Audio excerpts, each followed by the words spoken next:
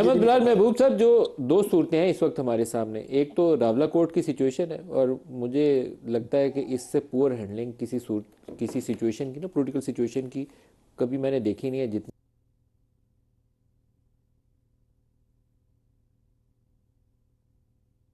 جانی پڑتی ہے۔ دوسرا الیکشن کا پروسیس ہے اور وہ بھی متنازع ہے، آپ کا دونوں پہ تجزیہ؟ بہت شکریہ۔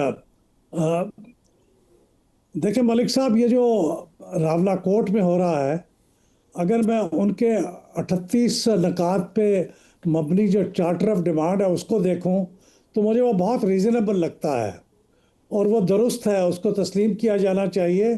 اور میرا خیال یہ ہے کہ 34 کے قریب مطالبات تو ان کے تسلیم بھی کر لیے گئے، لیکن آخری جس چیز کے اوپر چیزیں پھنس گئی ہیں اس پہ میں سمجھتا ہوں کہ جوائنٹ عوامی ایکشن کمیٹی ان ریزنیبل ہے۔ اس میں وہ یہ کہ 12 کی سیٹیں یہ ختم کی جائیں جو کہ ریفیوجیز کے لیے ہیں پاکستان میں مقیم۔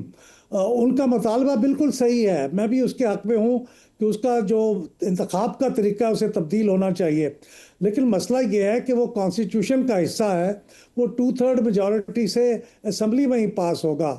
اور یہ آزاد کشمیر کی سپریم کورٹ نے بھی یہی ورڈکٹ دیا کہ بھئی یہ تو جلسوں کے ذریعے، مطالبے کے ذریعے نہیں پاس ہو سکتا۔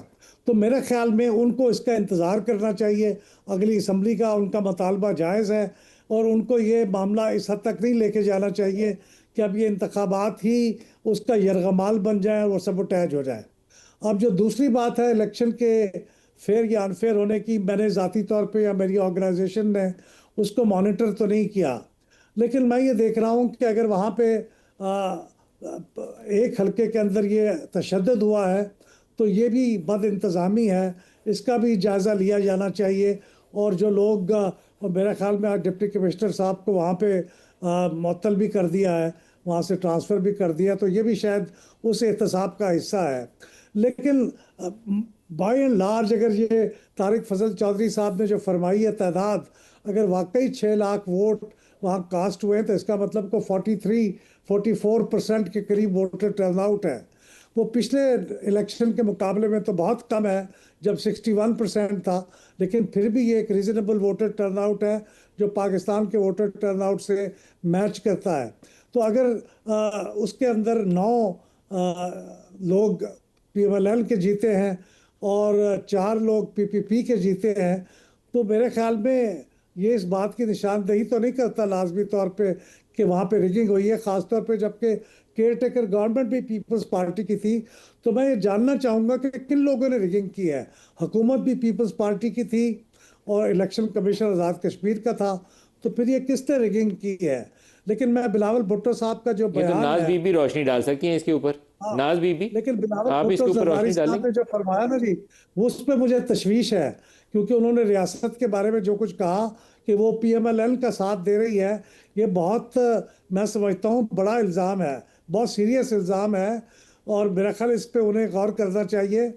ہو سکتا ہے ان کی حکمت عملی کا حصہ ہو کہ اگلے الیکشن میں ذرا دباؤ بڑھایا جائے، لیکن میرے خیال میں اس قسم کے ٹیکٹکس جو ہیں یہ لانگ ٹرم پاکستان کے لیے، کشمیر کے لیے، ریاست کے لیے، سب کے لیے بہت نقصان دہ ہوں گے۔ ناز بی بھی میں آپ نے اس کا آپ جواب کو دیں گی؟ پہلے ناز بی بی سے جواب لے لیں۔ ایک ایک ہلکے کا نتیجہ میں نے نہیں، یہ ریاست والی بات کا جواب لے آپ لیں جی، ذرا ناز بی بھی۔ اس کو ذرا ٹی وی پہ چلا دیں، آپ کو پتہ لگ جائے کہ اس ہلکے میں کتنے ووٹ کاسٹ ہوئے۔ دیکھیں ندیم جی ملک نکالیے۔ صاحب، ندیم ملک صاحب، دھاندلی کس نے کی یہ مجھے کہنے کی ضرورت نہیں ہے۔ میں آپ کو یہ کہہ سکتی ہوں کہ تمام چینلز نے اور کیمرے کی آنکھ نے سب نے دیکھا ہے۔ وہ کہتے ہیں نا، جانے نہ جانے گلی نہ جانے باغ تو سارا جانے ہے، سارا تماشا پوری دنیا نے۔ سوال تو میں پوچھتی ہوں، پاکستان پیپلز پارٹی کے ورکر کو شہید کیا کس نے کیا؟ یہ سوال تو میں پوچھتی ہوں۔ پاکستان پیپلز پارٹی کے جہاں پہ ووٹوں کو جلایا گیا، پریزائڈنگ آفیسر کے سامنے بیٹھ کر سینکڑوں کی تعداد میں ٹھپے لگائے گئے، اور وہ ویڈیوز پیپلز پارٹی نے نشر تک کیے ہیں کہ یہ دیکھیں، یہ آئیڈینٹیفائی کریں یہ کون لوگ ہیں۔ تو مجھے بتائیے، سوال کرنے کا حق تو میں رکھتی ہوں۔ وفاقی حکومت کے وزراء جا کر اور ٹھپے لگائے کس نے؟ پنجاب صوبے کے ناز بی صوبے بھی ٹھپے کس پنجاب نے لگائے؟ डॉक्टर तारिक फजल चौधरी ने लगाए, किसी और ने लगाए, कोई तो होगा ना देखिए लगाने वो वाला। तो डेफिनेटली, देखिए धांधली करने के मुझे लिए पता भी है लोग, किसने लगाए। धांधली करने का जिनको हुनर आता हो वो तारिक फजल चौधरी को तो नहीं बैठकर बिठा के ठप्पे लगवाएंगे। उन्होंने जिन जिनको लगवाए हैं ठप्पे, उनकी आइडेंटिफिकेशन करें, उनकी नादरा की वेरिफिकेशन करवाएं, आपको पता चल जाएगा हु इज हु। और ये रियासत, हम तो कह जो रहे हैं, रियासत की हम तो ललकार थी, वीडियो इसके लेकर आ इसके रहे हैं। पीछे क्या मुहर्रकात है? जो आपको बिलावल की तकरीर के चाहे अंदर वो कोई रियासत भी की हो, ललकार थी, उसकी क्या वजूहत है? नदीम मलिक साहब, चाहे वो कोई भी हो, जो भी होगा उसको कटेरे में लाना चाहिए, उसको नाज आइडेंटिफाई बीबी, करना, जो ये जिम्मेदारी रियासत की है। जो रियासत की तकरार है, ललकार है बाकायदा उसके अंदर बिलावल की तकरीर में, उसके मुहर्रकात क्या है? देखिए मुहर्रिकात तो मेरे ख्याल में खुद सोचना चाहिए वफाकी हुकूमत को कि पाकिस्तान पीपल्स पार्टी एक ऐसी सियासी जमात है जिसने अपनी जो है अना को पीछे रखते, अपने ईगो को पीछे रखते हुए, हमने अपनी जाती जो है वो अपने सेल्फ इंटरेस्ट को पीछे रखते हुए, हमने मुल्क और कौम की खातिर, मुल्क के मफाद में, जमहूरियत के मफाद में इनके साथ इत्तेहादी बन के हुकूमत में इनका साथ दिया। हम इनकी जहाँ पे मफाद होगा उस पीपल्स पार्टी के मफाद के लिए हम इतने बड़े सैक्रिफाइसेस नहीं करेंगे। हमने बड़ी कुर्बानियां दी हैं। नदीम मलिक साहब, ये शहीदों की पार्टी है। इस पार्टी ने बड़ी लीडरशिप ने शहादतें दी हैं। किसी ने अपनी उंगली भी जख्मी नहीं की होगी। पीपल्स पार्टी की लीडरशिप ने शहादतें दी है, हमारे वर्कर्स की शहादतें हुई हैं। सैकड़ों की तादाद में Pakistan doctor peoples Tariq party के साहब वर्कर बताएंगे शहीद इसका। होते रहे। तो हमारी जो कुर्बानियां हैं जमहूरियत के लिए, मुल्क के लिए, और आपने देखा कि रियासत पाकिस्तान के लिए जो हमारी कुर्बानियां वो किसी से ढकी छुपी नहीं है। तो लिहाजा हमसे बैठकर अगर डॉक्टर कोई तारिक साहब पेट्रियोटिज्म की जवाब बात दीजिए जी। करे